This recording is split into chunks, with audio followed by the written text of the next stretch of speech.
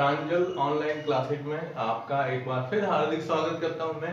ठीक है, आज हम ले रहे हैं क्लास 12th क्लास के अंदर हमने लास्ट जो अभिक्रियाएं पढ़ी थी, आपको याद हो तो हमने टोटल 15 अभिक्रियाओं के उदाहरण लिए थे और वो अभिक्रियाएं थी नाभिक में ही प्रतिस्थापन अभिक्रियाएं। ठीक है, देखो एल्किल हैलाइड के रासायनिक गुणधर्म के अंदर हम ये बताते हैं कि ये एल्किल हैलाइड 4 प्रकार की मुख्य अभिक्रियाएं प्रदर्शित करता है और 4 प्रकार की अभिक्रियाओं में हमने पहली अभिक्रिया ये ले ली थी जिससे हम SN1 SN2 अभिक्रिया और इसके उदाहरण पढ़े थे। आज हम जो अपना ये लेक्चर है, ये लेक्चर नंबर 5 भी कह सकते हैं आप, 5वां पार्ट है इसका, और इसके अंदर अपन ये 3 अभिक्रियाएं पढ़ेंगे। ठीक है, जिसमें एक आएगी विलोपन अभिक्रिया, एक आएगी धातुओं से क्रिया और एक आएगी अपचयन अभिक्रिया। सबसे बड़ी चीज ये है कि विलोपन अभिक्रिया जो है वह हमने क्लास 11th के अंदर एल्केन, एल्किन और एल्काइन वाला जो हाइड्रोकार्बन पार्ट पढ़ा था, उस हाइड्रोकार्बन पार्ट के अंदर ये अभिक्रिया आई हुई। ठीक है, और धातुओं से क्रिया है तो धातुओं से क्रिया में एक अभिक्रिया आपको याद हो तो अपन ने पढ़ी थी वुर्च अभिक्रिया, और वो वुर्च अभिक्रिया इसी के अंदर आएगी। ठीक है, अपचयन भी पढ़ा है आपने। अपचयन के अंदर मैंने बताया ना, निकल उत्प्रेरक हो या प्लेटिनम हो, पीडी हो, कोई भी उत्प्रेरक होते हैं तो उन उत्प्रेरकों की उपस्थिति में ये अभिक्रियाएं संपन्न होती है। ठीक है, तो अब हम शुरू करते हैं आज। ठीक है, ध्यान रखिएगा, वेरी मोस्ट इंपॉर्टेंट है, वो है विलोपन अभिक्रिया। जैसे SN1 अभिक्रिया थी, SN2 अभिक्रिया थी, वैसे विलोपन अभिक्रिया दर्शाई गई है। ठीक है, तो अपन शुरू करते हैं सेकंड नंबर, विलोपन अभिक्रिया। ध्यान रखिएगा, बहुत अच्छी अभिक्रिया है, बहुत सरल अभिक्रिया दर्शा सकते हैं अपन इसे, सरल अभिक्रिया के रूप में भी बता सकते हैं विलोपन अभिक्रिया। देखिए हम ले रहे हैं एल्किल हैलाइड। ठीक है, तो एल्किल हैलाइड के अंदर हम यहाँ पर स्पष्ट रूप से मैं बता देता हूं आपस के, इसमें क्या होता है कि कोई भी एक ऐसा यौगिक लें जिस यौगिक के अंदर, ठीक है, कोई दो अणु, दो परमाणु या ये कह सकते हैं कि दो समूह का एक साथ उस यौगिक में से अगर विस्थापन हो जाता है या विलोपन हो जाता है या वह अणु या वो समूह जो होते हैं वो इसमें से बाहर निकल जाते हैं, तो उन अभिक्रियाओं को हम क्या कहते हैं, विलोपन अभिक्रियाएं कहते हैं। और सबसे बड़ी चीज ये होती है कि इन अभिक्रियाओं के अंदर जो हम बात कर रहे हैं, तो इन अभिक्रियाओं के अंदर असंतृप्त हाइड्रोकार्बन का निर्माण होगा। असंतृप्त हाइड्रोकार्बन का मतलब होता है एल्कीन का निर्माण, या फिर हम इसे कह सकते हैं एल्काइन, एल्कीन या एल्काइन का निर्माण होता है। लेकिन हम जो यहां पढ़ रहे हैं विलोपन अभिक्रिया, इसके अंदर मुख्य रूप से एल्कीन बनती है। ठीक है, अब देखो अभिक्रिया कैसे होती है, जैसे मैं आपको इसका एक और नाम दिया हुआ है, तो इस नाम को भी आपको बता सकता हूं कि इसे एक और कहते हैं बीटा विलोपन के नाम से भी जाना जाता है। बीटा विलोपन क्या होता है अभी मैं आपको उदाहरण के द्वारा बताऊंगा। ठीक है, देखिए हम एक उदाहरण लेते हैं जैसे एल्किल हैलाइड का, तो एल्किल हैलाइड के हमने ये दर्शाया, जैसे ये CH2Cl, ठीक है, और यहां पर लिखा हुआ था CH3, यानी हमने जो एग्जांपल लिया है इसका, तो एग्जांपल में मैं ये बता सकता हूं, इसको यूं लिख सकते हैं ना अपन, ये C2H5Cl, ये क्या है, एथिल क्लोराइड। ठीक है, तो ये C2H5Cl है। अब हमें करना है विलोपन, तो विलोपन के लिए हम जो इसके अंदर क्या करेंगे, इस CH3 को यूं पर दर्शाएंगे, इधर लिख देंगे CH2 और इधर एक H यूं बता देते हैं। ठीक है, और उत्प्रेरक जो लेते हैं, उत्प्रेरक ध्यान रखना कि ये अभिक्रियाएं एल्कोहलिक KOH की उपस्थिति में संपन्न होती है। ये उत्प्रेरक याद रखना है, जब हमें एल्कोहलिक उत्पाद बनाने होते हैं तो उसके लिए जलीय KOH का उपयोग किया जाता है, और जब असंतृप्त हाइड्रोकार्बन का निर्माण करना हो तो उसके लिए हम क्या करते हैं, एल्कोहलिक KOH लेते हैं। अब आप देखो इसको सीधा सा अगर अपन देखते हैं तो यहां से H, यहां से Cl, ठीक है, ये हटा दिया हमने इसमें से HCl, तो HCl हटते ही क्या हो जाएगा, दोनों कार्बन की एक एक संयोजकता कम हो जाएगी, और दोनों कार्बन की एक एक संयोजकता कम होते ही आ जाएगा CH2 double bond CH2 plus HCl। देखो ये, यानी इनके अंदर हम किसका विलोपन कर रहे हैं, हाइड्रोजन हैलाइड का विलोपन किया गया है। ठीक है, अब ये बनी है इसके अंदर एथीन। क्या बनी है इसके? एथीन प्राप्त होती है। अब मैं ना आपको ये बताता हूं कि ये बीटा विलोपन क्यों कहा जाता है। ठीक है, तो इसके लिए अपन क्या करते हैं, एक छोटा सा और उदाहरण लेते हैं। 3 कार्बन का ले सकते हैं अपन। जैसे मैंने ये लिया CH3 CH2 CH2, इधर मैंने ले लिया CH। ठीक है, अब ये ध्यान रखिएगा, बीटा विलोपन की बात होती है, कोई भी कार्बन परमाणु की जो श्रृंखला होती है, जैसे अपन कोई भी कार्बन परमाणु की श्रृंखला लेते हैं ये, ठीक है, जिस कार्बन पर कोई भी क्रियात्मक समूह जुड़ा हुआ हो, चाहे वो हैलोजन के रूप में हो, चाहे अन्य कार्बनिक क्रियात्मक समूह हो। ठीक है, जैसे मान लो हमने यहां पर हैलोजन जोड़ा है, या ये बता देते हैं अपन कि यहां पर मैंने हैलोजन जोड़ा है, तो ये जिस कार्बन पर हैलोजन जुड़ा हुआ है वह कार्बन हमेशा कौन सा कार्बन कहलाएगा? अल्फा कार्बन कहलाएगा। ठीक है, और अल्फा के पास वाला हम क्या लेंगे? बीटा। अब देखो इधर से ये बीटा कार्बन है तो उधर से भी क्या आएगा? ये बीटा कार्बन आएगा, है ना। तो अब इधर चलते हैं तो अल्फा बीटा, ये क्या आ जाएगा? गामा, फिर आगे थीटा, फिर नीटा, ऐसे करके आगे से आगे आप बढ़ सकते हो, है ना। तो अब ये अभिक्रिया देखो, आप इस अभिक्रिया के अंदर हैलोजन इसके साथ में जुड़ा हुआ, तो ये अल्फा कार्बन, इसके पास वाला कौन सा हुआ? बीटा कार्बन, और इसके पास वाला हुआ गामा कार्बन। अब हम क्या करते हैं कि यहां से देखो HCl हटाना है हमें, हाइड्रोजन हैलाइड हटाना है, तो इधर से अपन ने लिया H। ठीक है, उपस्थिति जैसे अपन लेते हैं तो वही सेम क्या लेते हैं अपन? एल्कोहली KOH की उपस्थिति में होती है ना। हम क्या हटा रहे हैं? हाइड्रोजन हैलाइड हटा रहे हैं, तो यहां से ये हटा, जैसे HCl हटा, तो HCl हटते ही इन दोनों कार्बन की एक एक संयोजकता क्या हो जाती है? कम हो जाती है। तो इन दोनों के बीच में आ जाएगा double bond CH3CH double bond CH2 plus HCl। ये क्या बनी इसके अंदर? एल्कीन। और ये कौन सी एल्कीन बनी है? क्योंकि साहब 3 कार्बन की है तो 3 कार्बन के लिए क्या नाम आता है? प्रोपीन आता है। अब देखो नाम आता है घुमा फिरा के बीटा विलोपन। यहां से देखिए आप, ये था अल्फा कार्बन, ठीक है, अल्फा कार्बन से तो हमने हटाया हैलोजन, लेकिन बीटा कार्बन से हम हाइड्रोजन परमाणु को बाहर निकाल रहे हैं। तो बीटा कार्बन से हाइड्रोजन परमाणु निकलता है, इसीलिए इसी अभिक्रिया को नाम दिया गया है बीटा विलोपन अभिक्रिया। वापस समझ लेना कि ऐसी रासायनिक अभिक्रियाएं जिनके अंदर या जिनमें हम ये कह सकते हैं कि 2 या 2 से अधिक परमाणु या समूह किसी यौगिक में से विलुप्त हो जाते हैं या हट जाते हैं, तो उन अभिक्रियाओं को हम विलोपन अभिक्रियाएं कहते हैं। और इन अभिक्रियाओं के अंदर बीटा कार्बन से जुड़े हाइड्रोजन परमाणु का भी इसमें विलोपन होता है, क्योंकि इसमें HX हट रहा है, हाइड्रोजन हैलाइड हट रहे हैं, तो एक हैलोजन हटता है और दूसरा कौन सा? हाइड्रोजन परमाणु हटता है। तो इस कारण हम इस अभिक्रिया को बीटा विलोपन अभिक्रिया के नाम से जानते हैं। ठीक है, अब आप इसका एक स्क्रीनशॉट ले लीजिए। ठीक है, चलिए अब देखो आप, अब इस अभिक्रिया के अंदर हम एक उदाहरण लेंगे जो एक नियम को प्रदर्शित करता है, और वो नियम के आधार पर आपको अभिक्रियाएं बतानी है। ठीक है, चलिए देखिए आप, देखो अब इसके अंदर हम क्या करते हैं, ये एक उदाहरण लेते हैं। जैसे हमने लिया CH3, ठीक है, यहां ले लिया CH,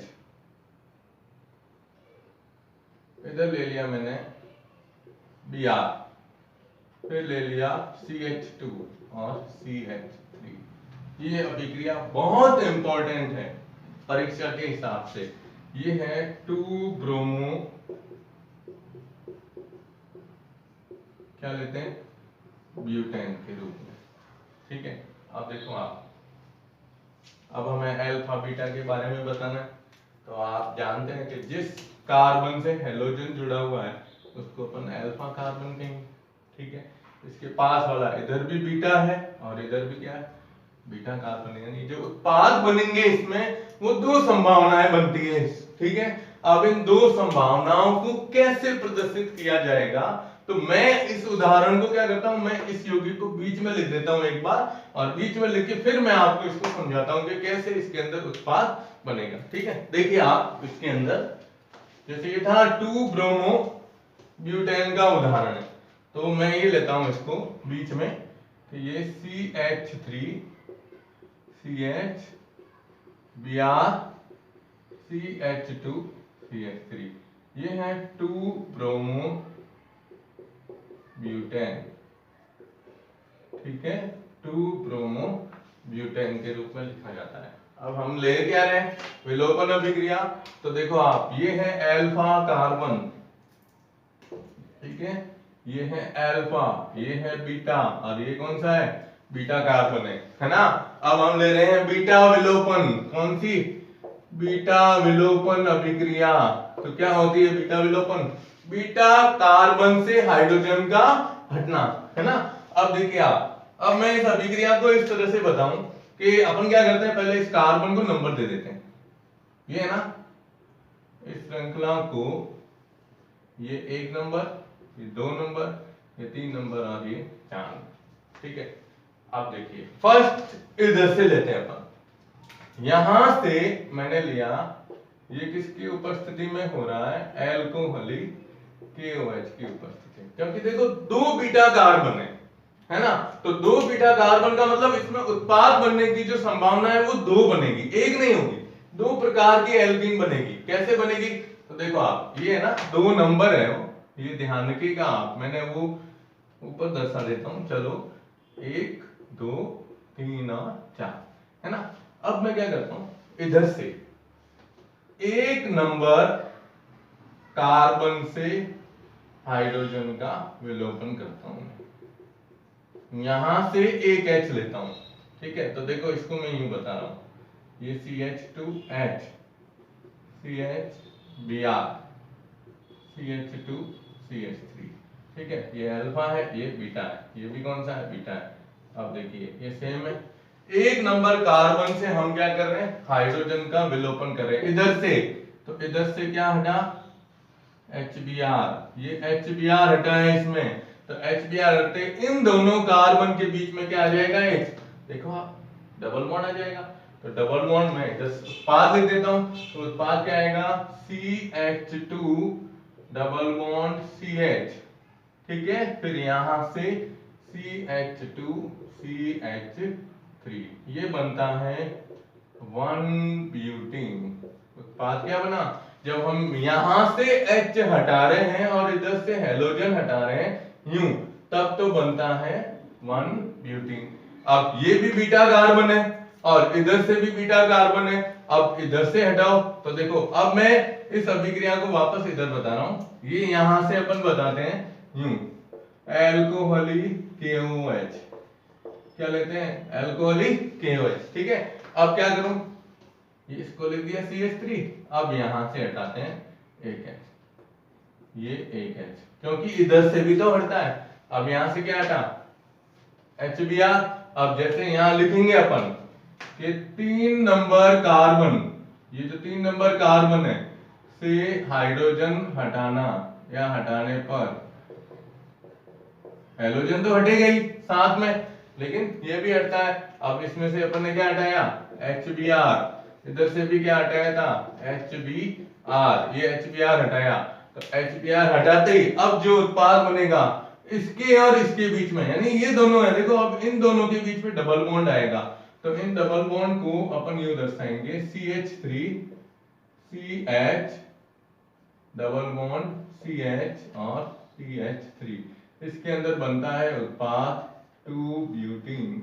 कौन सा बनेगा, 2 ब्यूटीन बनता है, ठीक है। तो ये अभिक्रिया का उदाहरण आपको ध्यान रखना है। अब इसके अंदर आपको ये पूछेंगे कि अगर विलोपन अभिक्रिया में एक से अधिक प्रकार की एल्कीन बनती है तो मुख्य उत्पाद कौन सा बनेगा।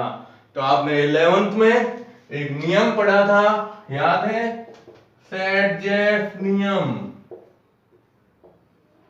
कौन सा? सेट-जेफ नियम। सेट-जेफ नियम क्या कहता है कि विलोपन अभिक्रिया में यदि एक से अधिक प्रकार की एल्कीन बनने की संभावना हो तो वह एल्कीन उच्च मात्रा में या अधिक मात्रा में हमें प्राप्त होगी, जिसमें, आप ध्यान रखिएगा, जिसमें असंतृप्त कार्बन से जुड़े, क्या कहते हैं, असंतृप्त कार्बन से जुड़े प्रतिस्थापी समूहों की संख्या, प्रतिस्थापी समूहों की संख्या क्या हो, अधिक होती है। क्या होती है? अधिक होती है। कैसे? तो यहां देखो, आप इसमें असंतृप्त कार्बन बताएंगे तो ये दोनों असंतृप्त है। असंतृप्त का मतलब क्या है? जिसमें द्विबंध जुड़ा हुआ रहता है।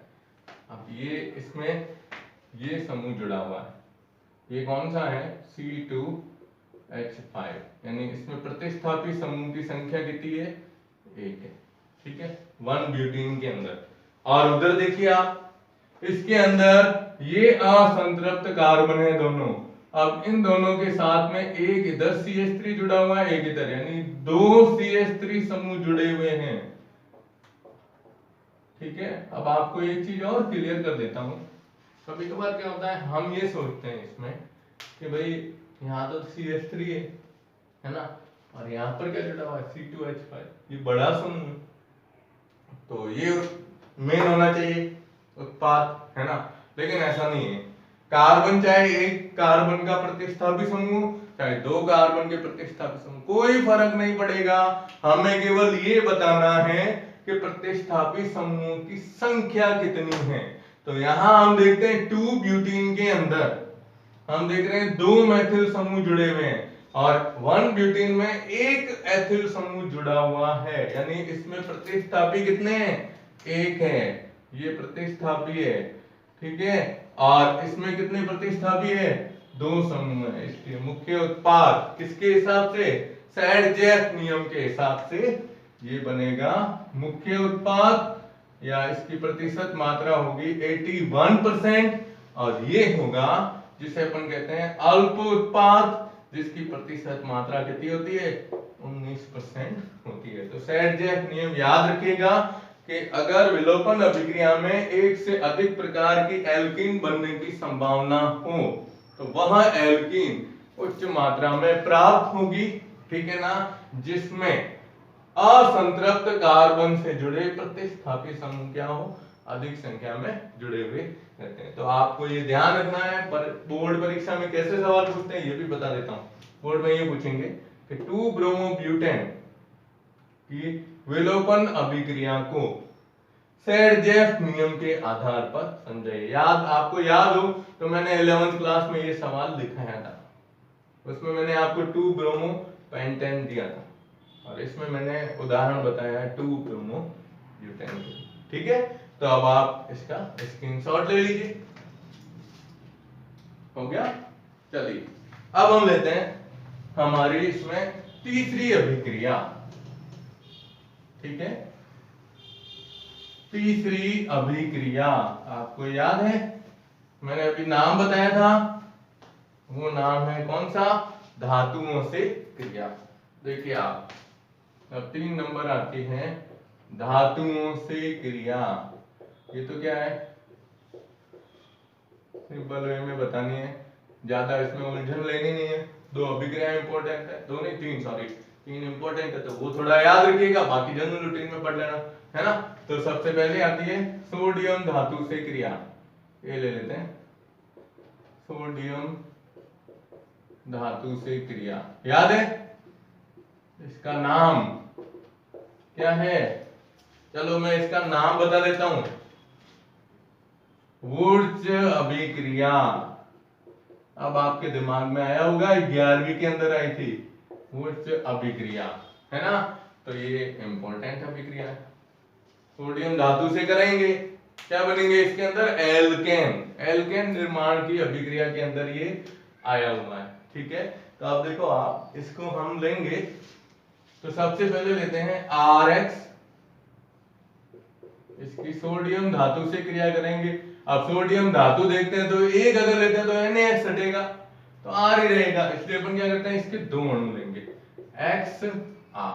तो इधर सोडियम कितने है, 2, ठीक है। अब ये 2 क्या हटे, NaX।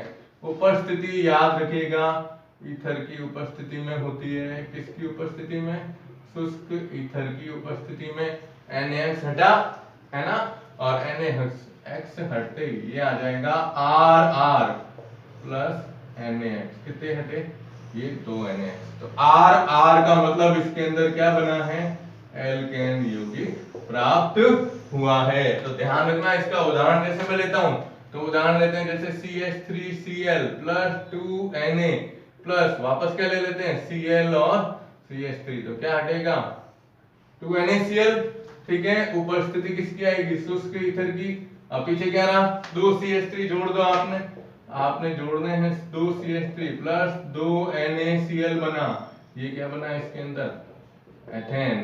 तो ये एक ऐसी अभिक्रिया है जिसमें आप जो एल्किल हैलाइड ले रहे हैं उससे डबल, है ना, कार्बन का क्या बनता है, एल्केन प्राप्त होता है। अगर आप इसमें ध्यान रखिएगा, अगर समान की जगह असमान लेंगे, है ना, जैसे यहाँ CH3Cl लिया है और दूसरा इधर CH3 की जगह C2H5Cl लो, तो इसमें जो एल्केन प्राप्त होते हैं उन एल्केन का क्या होगा, मिश्रण प्राप्त होगा, ठीक है। तो ये पहली अभिक्रिया है सोडियम धातु से क्रिया, ठीक है। दूसरी अपन लेते हैं बी,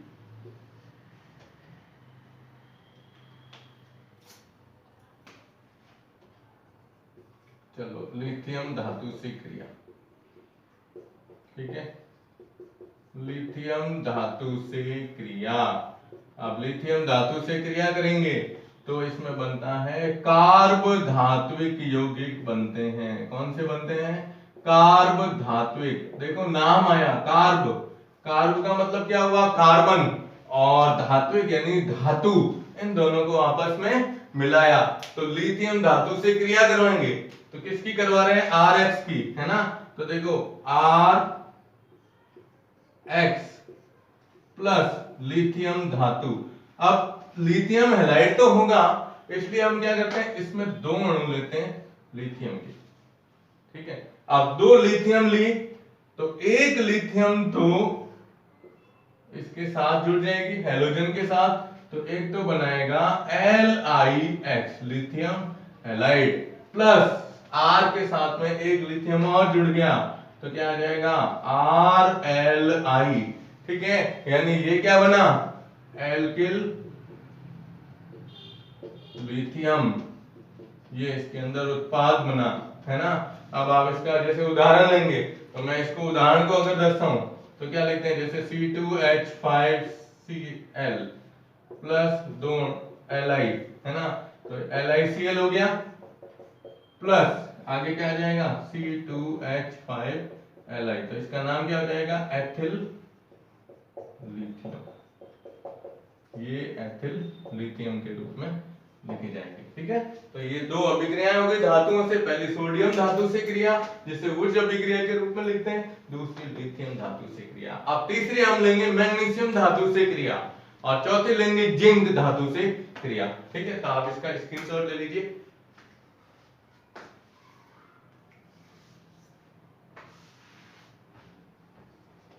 इसमें ध्यान रखिएगा उत्प्रेरक, ठीक है, ईथर विलयन, ये ध्यान रखिएगा, उत्प्रेरक का थोड़ा सा ध्यान, ठीक है। चलिए अब आगे अपन लेते हैं, इसमें तीसरी नंबर अभिक्रिया है, और तीसरी नंबर अभिक्रिया अपन लेते हैं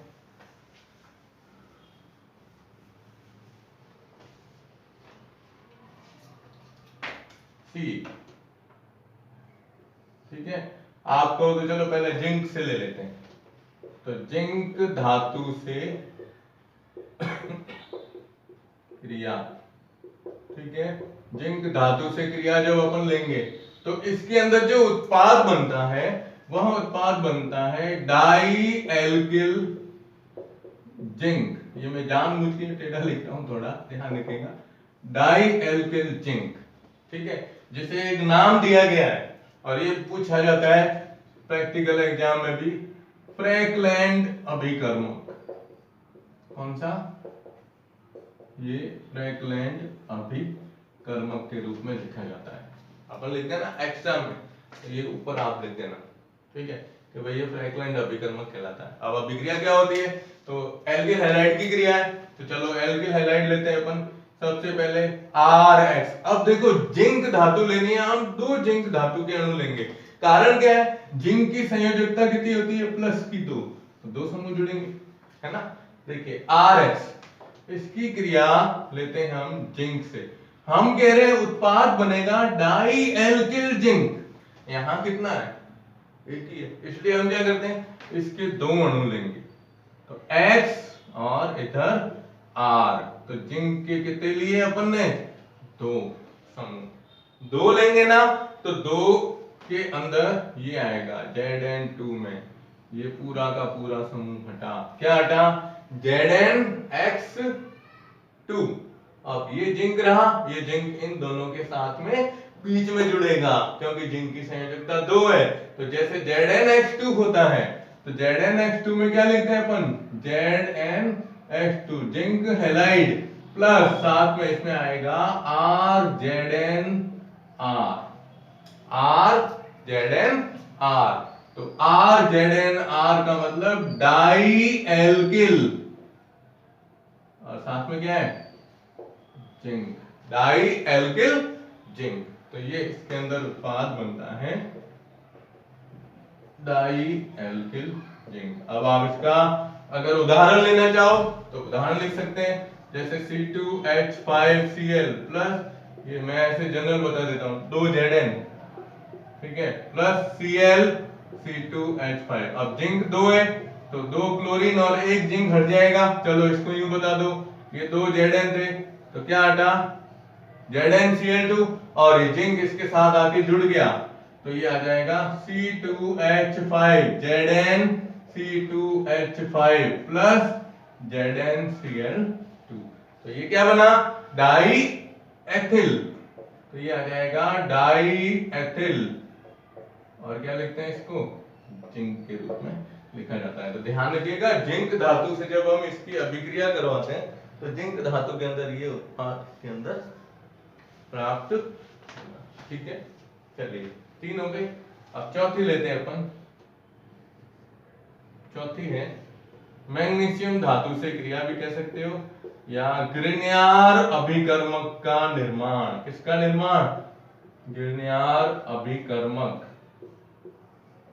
का निर्माण, ठीक है, ग्रिग्नार अभिकर्मक का निर्माण। ये ध्यान रखिएगा, मैग्नीशियम धातु से क्रिया करवाते हैं और हमेशा इसके लिए दिया जाता है शुष्क ईथर। किसकी उपस्थिति में? शुष्क ईथर की उपस्थिति में। अब ग्रिग्नार अभिकर्मक का निर्माण करना है। अब मैग्नीशियम की संयोजकता कितनी होती है? +2, तो सीधा जुड़ जाएगा इसके अंदर, आपको इसमें कुछ भी नहीं बताना है, ये नॉर्मली बताओ RX प्लस Mg मैग्नीशियम, ठीक है। ये देखो इसको RX प्लस Mg, उपस्थिति किसकी लेते हैं? ईथर या शुष्क ईथर की उपस्थिति में, ठीक है। अब ये मैग्नीशियम सीधा सीधा इसके साथ जोड़ दो, जब आप इसको जोड़ोगे तो बनेगा RMgX। इसको बोलते हैं ग्रिग्नार अभिकर्मक, और ये ग्रिग्नार अभिकर्मक सबसे मोस्ट इंपॉर्टेंट पॉइंट है, क्योंकि इसी के द्वारा अल्कोहल निर्माण की अभिक्रियाएं बताएंगे हम अगले पार्ट के अंदर, ठीक है। तो इसका नाम क्या पड़ेगा? Alkyl magnesium halide. तो इसको देखो सीधा लिख दो टुकड़ों में, R को क्या बताते हैं अपन? एल्किल, M को मैग्नीशियम, ठीक है, और X को क्या बताते हैं? हैलाइड। इसे ही अपन क्या कहते हैं? ग्रिग्नार अभिकर्मक कहते हैं। तो आप इसका स्क्रीनशॉट ले लीजिए।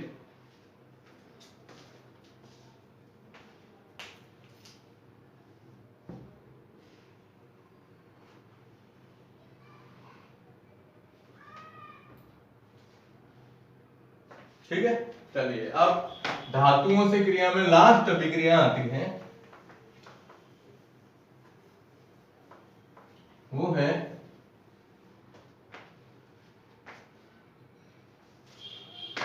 चार हो गई थी, पांचवी सोडियम और पीबी यानी लेड मिश्र धातु से क्रिया।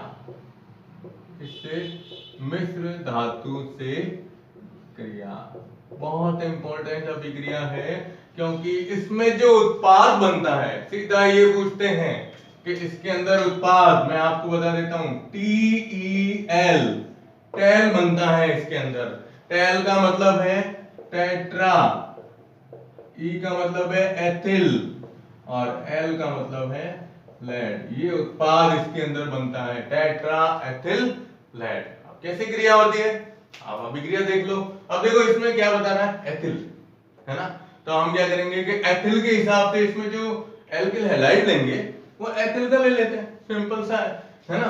तो अब आप देखो C2H5 और क्या ले लिया हमने, Br, ठीक है।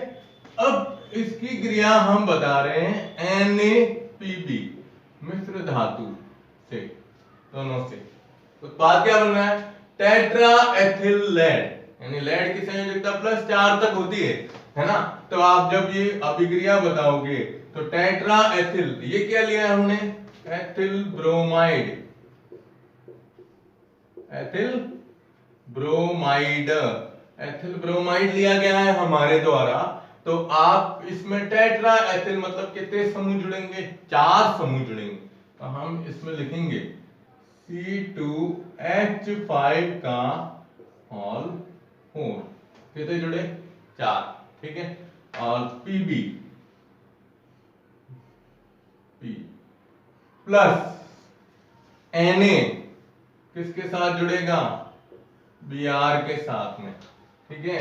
तो प्लस NaBr और साथ में बनता है इसमें एक ये लेड।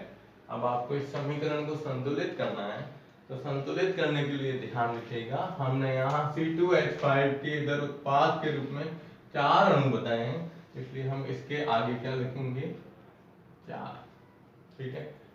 4 C2H5Br। अब ब्रोमीन भी 4 हो गए, तो इसके हिसाब से इधर ब्रोमीन है NaBr 1 लिखा है, तो इसके आगे कितने लिख देंगे, 4 लिख देंगे। अब इसके आगे 4 है, इसका मतलब इधर भी 4 है ना। अब इधर 4 आए तो देखो अब समीकरण अभी तक अपनी संतुलित नहीं है।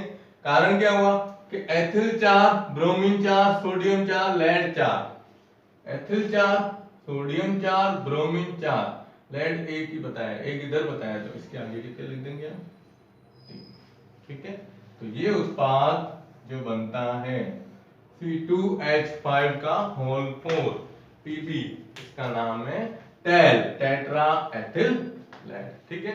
तो ये धातुओं से क्रिया 3 नंबर जो रासायनिक गुणों में लेते हैं अपन, वो धातुओं से क्रिया है। और धातुओं से क्रिया में हमने सबसे पहले कौन सी धातु से कराई, सोडियम धातु से, वो अभिक्रिया, ठीक है। उसके बाद हमने सेकंड नंबर जैसे लिया था आगे कौन सी, लिथियम धातु से क्रिया, जिसमें बताया कार्ब धात्विक यौगिक का निर्माण हुआ था।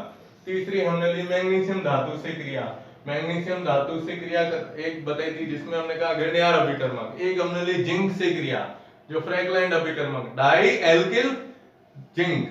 और लास्ट हमने ली सोडियम लेड मिश्र धातु से क्रिया। तो ये टोटल अभी कितनी हुई है, 4, ये सॉरी 3 अभिक्रिया हुई है। और लास्ट अभिक्रिया आती है चौथी, जो आपने पहले भी पढ़ रखी है, वो है अपचयन, ठीक है। तो एल्किल हैलाइड का जब अपचयन किया जाता है, एल्किल हैलाइड यानी RX का अपचयन करते हैं, तो हमेशा क्या प्राप्त होते हैं, हमें एल्केन प्राप्त होते हैं। क्या प्राप्त होते हैं, एल्केन। और इसके लिए उत्प्रेरक जितने याद हो आपको याद है ना, मैंने पहले भी बताए थे, निकल, प्लेटिनम, Pd, ये तो हमें पता ही है ना।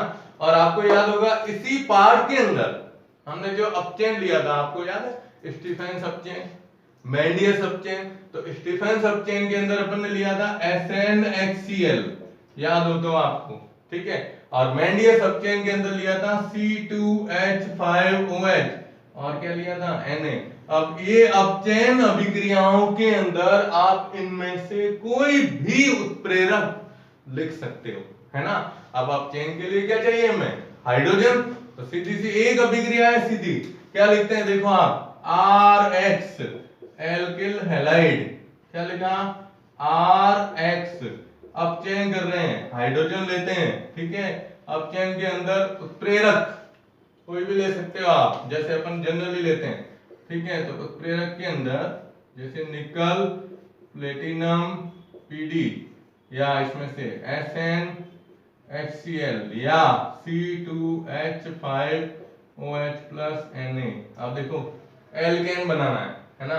तो हेलोजन को हटाओ, हाइड्रोजन जोड़ो, तो इसमें जब उत्पाद बनेगा तो क्या बनेगा, RH प्लस क्या हटेगा, HX, RH बनेगा एल्केन ये H है, इसमें क्या बनेगा एल्केन, और हाइड्रोजन हैलाइड HX, इसमें से क्या हो जाएगी, बाहर निकलेगी। तो इसको संतुलित करने के लिए हम हाइड्रोजन कितने लेंगे इसके अंदर, ये 2 हाइड्रोजन परमाणु लेते हैं। तो अपचयन में ध्यान रखिएगा, एल्किल हैलाइड का अपचयन करते हैं तो अपचयन करने पर हमें क्या, एल्केन प्राप्त होते हैं और HX बनता है, ठीक है। तो हमारे हैलोजन व्युत्पन्न का पहला भाग, कितना, पहला भाग कौन सा, एल्किल हैलाइड, यहां तक अपने समाप्त होता है। एक बार रिपीट कर देता हूं, आपको पहले क्या करना है, एल्किल हैलाइड बनाने की विधियां लेनी है, ठीक है। विधियों के बाद भौतिक गुणधर्म लेने हैं, भौतिक गुणधर्म के बाद हम रासायनिक गुणधर्म, जिसमें नाभिक नहीं अभिक्रियाएं, ठीक है, SN1 SN2। दूसरा कौन सा था, इसके पहले हमने ली थी विलोपन अभिक्रिया, तीसरी धातुओं से क्रिया, और चौथी कौन सी आती है, अपचयन, ठीक है। तो आपके ये फर्स्ट पार्ट इसका खत्म हुआ। नेक्स्ट लेक्चर के अंदर अपन शुरू करेंगे डाई हैलाइड, ठीक है। तो डाई हैलाइड आपको लेना है, तो आशा करता हूं आपको ये अभिक्रियाएं समझ में आई होगी, ठीक है। धन्यवाद। मेरा चैनल सब्सक्राइब करते रहिएगा, लाइक करते रहिएगा, शेयर करते रहिएगा इस वीडियो को, ठीक है। और घर पर रहें और सुरक्षित रहें। Thank you.